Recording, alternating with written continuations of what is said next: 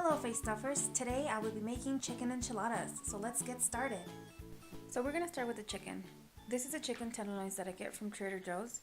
So usually I put in about 8 to 10 pieces in a medium-sized pan. And don't worry if they're frozen. As you can see right now, they are pretty frozen, so I try to take them apart, but it doesn't really matter because you're going to be actually boiling them. We're going to go ahead and get some water and cover the chicken. And then we're going to add 2 garlic cloves and 1 bay leaf. We're going to go ahead and boil this for 20 to 30 minutes or until the chicken is nice and tender. Now that the chicken is boiling, I'm going to go ahead and start slicing the radishes that I have. I have about 5 or 6 of them. I'm going to thinly slice them. If you don't like them, you could go ahead and skip them, but I love them and I think they give such a wonderful color to the dish. I'm going to go ahead and finely chop a head of iceberg lettuce. You could use any kind of lettuce that you want. I take out the outer leaf and beat it down so that I could take out the core. Finally chop it all the way through and then put it in a colander so that I could wash it. Well, now I'm julienning a carrot. This device didn't really work, to be honest, but it's supposed to be a little bit more thinner than this, but I used it anyways because I didn't want to chop it again. But right now I'm actually doing a curtido, which is basically a pickled garnish that a lot of Mexican dishes have that consists of carrot and maybe sometimes they add some jalapenos or serranos. And in this case, I'm just adding carrot and purple onion.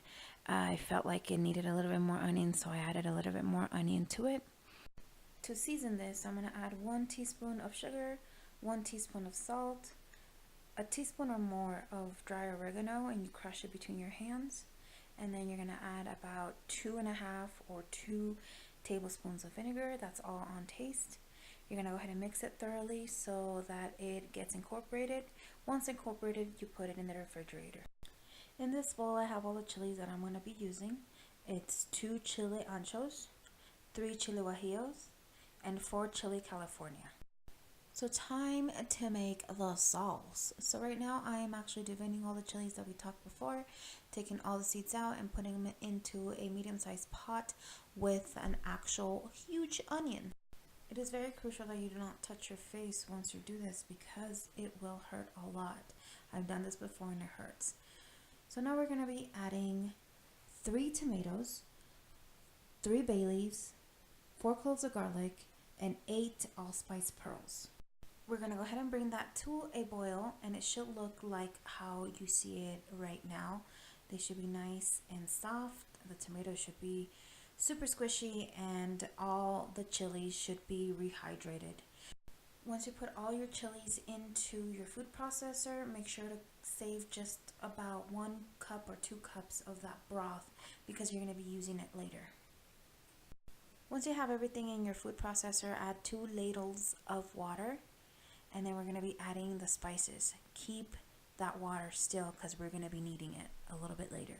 So I'm going to go ahead and season it with some ground pepper, garlic powder, about a teaspoon, onion powder, about a teaspoon, half a teaspoon of actual cumin, or you could use the seeds, however you want. So I'm also going to be adding about 1 tablespoon of Knorr's chicken powder, probably about 1 tablespoon of chicken powder, and then I will use a pinch of salt.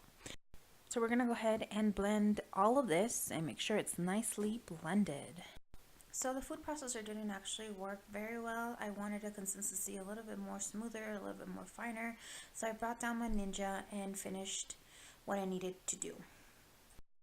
So to make a smooth sauce, you're going to have to run this through a colander. Make sure you get all the sauce into the colander and process it through the colander. You're going to use your spatula to flatten it out basically and go around it. This actually will take a long time. At this point, I added a little bit of that water that we saved in so that it helps through the process of getting the sauce that you want into the bowl. Alright, after a couple of minutes of stirring, you can see how I got all the debris out, and that's the things that we don't need, so we're going to go ahead and toss that out.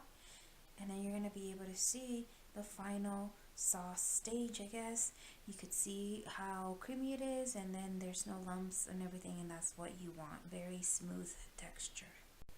Once the sauce is done, we're going to go back to the chicken. I had already previously shredded the chicken. At this point, you could also use the chicken breast of a rotisserie chicken, just so you guys know.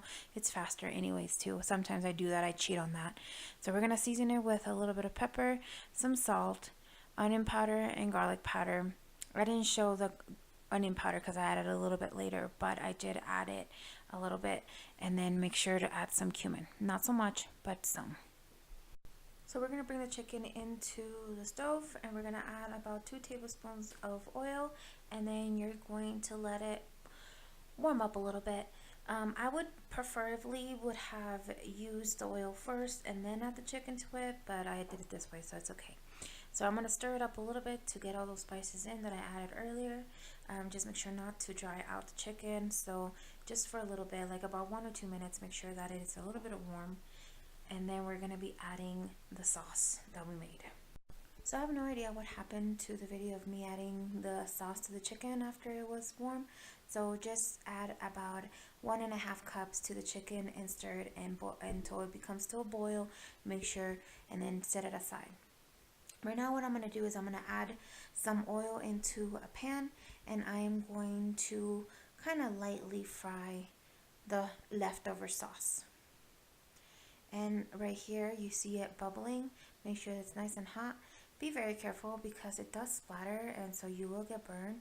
So it splattered a lot. I could see my kitchen getting all dirty on it, to be honest, but just kind of make sure it's bubbling, make sure it's nice and hot, and now set it aside so that we could start plating. Alright, we're going to go ahead and start the process of building. We're going to go ahead and grab a tortilla, dip it in the sauce, and put it into the oil. Be careful not to burn yourself, and be careful not to break the tortilla. So we're just going to turn it around and set it aside. And you're going to do that a couple of times. I'm going to actually be doing 4 of these. Alright, let's start rolling. So now that we have our tortillas, we're going to go ahead and start rolling it, stuffing the tortillas with some chicken, about 1 tablespoon or less, and then just roll them into the center of the plate. Don't worry about the mess. We're going to be cleaning it up once we start adding the rest of the ingredients. So right now I'm just rolling all of it, all 4 of them, and I'm going to put them in the center. I'm going to go ahead and clean it at this point so that the plate looks nice and clean once I take a picture of it, because that's what I'm going to do. And then I'm going to add a little bit more of that sauce. I feel like this sauce is a little bit too thick, so I should have added a little bit more water. So then I'm going to grab a little bit of lettuce and a couple radishes and the curtido on top. I also brought out some sour cream and put a little dollop on top, and about 1 tablespoon of queso cotija, or cheese, cotija cheese, or any kind of cheese that you want. And here you go. That's how it should look. Alright, so now it's time for me to stuff my face with these enchiladas. I hope you guys like this video. I hope you guys comment, or if you guys want me to make a video for you guys, or like a recipe, that'd be great. I would love to do that and try different kinds of things. So once again, thank you so much, and I will see you guys next time. Bye bye.